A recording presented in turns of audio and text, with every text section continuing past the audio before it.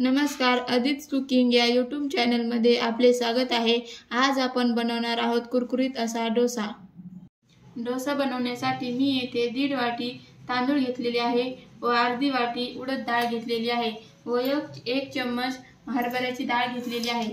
हे सगळे आपण स्वच्छ पाण्याने धुवून घेऊया।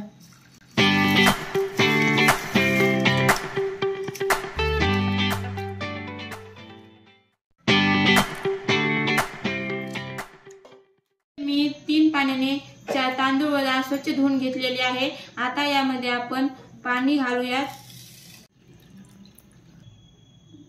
आता हे आपण 4 तास भिजवण्यासाठी झाकून ठेवूयात।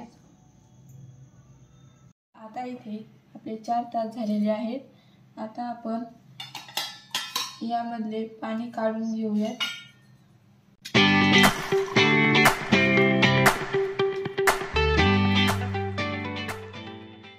हे आपण मिक्सर मध्ये छान बारीक वाटून घेऊयात। पाणी छान निथळून द्यायचं आहे। अगोदर आपण डाळ वाटून घेऊयात।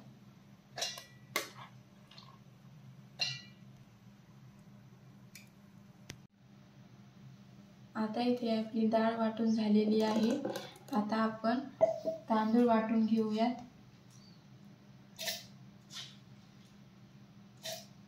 वाटत असताना आपल्याला थोडे पाणी घालून वाटायचे आहे। आता मी यामध्ये पाव वाटी पोहे घेतलेले आहे। यामध्ये मी ते वाटून घेणार आहे। पोह्यामुळे डोस्याला छान क्रिस्पी होतात।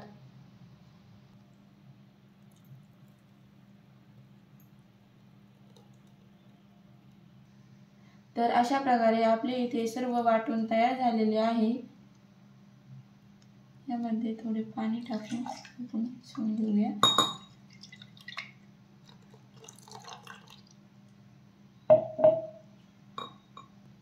तर आता आपण याला 10 तास असेच ठेवणार आहोत किंवा रात्रभर जरी ठेवले तरी चालेल। तर 10 तास आपल्याला झालेले आहेत। आता आपण हे मिश्रण पाहूया। तर इथे असे छान असे आपले मिश्रण तयार झालेले आहे। आता आपण डोस्यासाठी बटाट्याची चटणी करणार आहोत। तर इथे मी कढई तापण्यासाठी ठेवलेली आहे। आता आपण त्यामध्ये 1 पळी तेल घालूया। यानंतर थोडेसे मोहरी घालूया। नंतर थोडेसे जिरे छान फुलले की त्यामध्ये आपण उभा चिरलेला कांदा घालणार आहोत। बारीक असा उभा कांदा चिरून घ्यायचा आहे।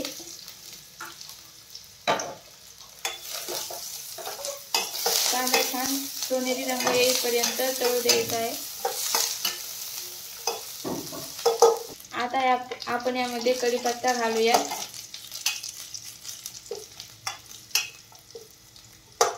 नंतर बारीक चिरलेली हिरवी मिरची,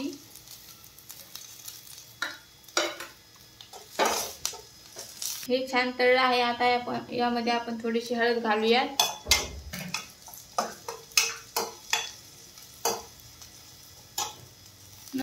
नंतर यामध्ये आपण बटाटा उकडून घेऊन मॅश करून घेतलेला आहे, तो मी यामध्ये घालत आहे।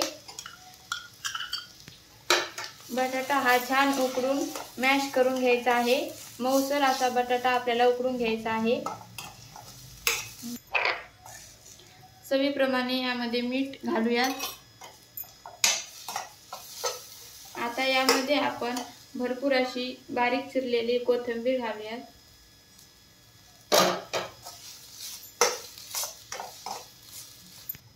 2 मिनिटे छान इथे मी चटणी परतून घेतलेली आहे।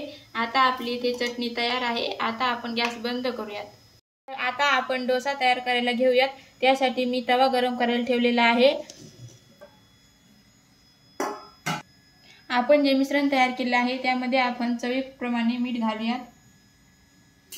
छान मिक्स करून घेऊयात। तर इथे आता आपला तवा छान गरम झालेला आहे।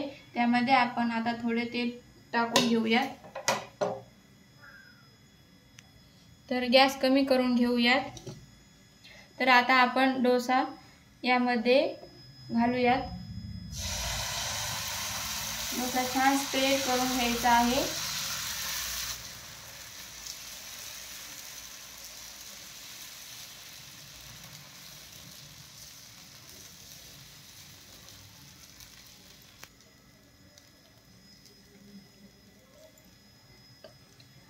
छान डोस्याला सोनेरी रंग येईपर्यंत आपल्याला भाजून घ्यायचा आहे।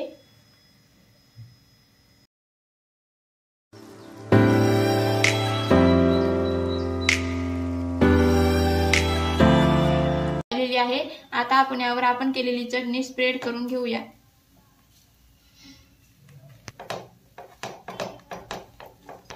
तर आपण इथे चटणी छान स्प्रेड करून घेतलेली आहे। तर आता डोसा इथे छान तयार झालेला आहे। आता आपण तो काढून घेऊया।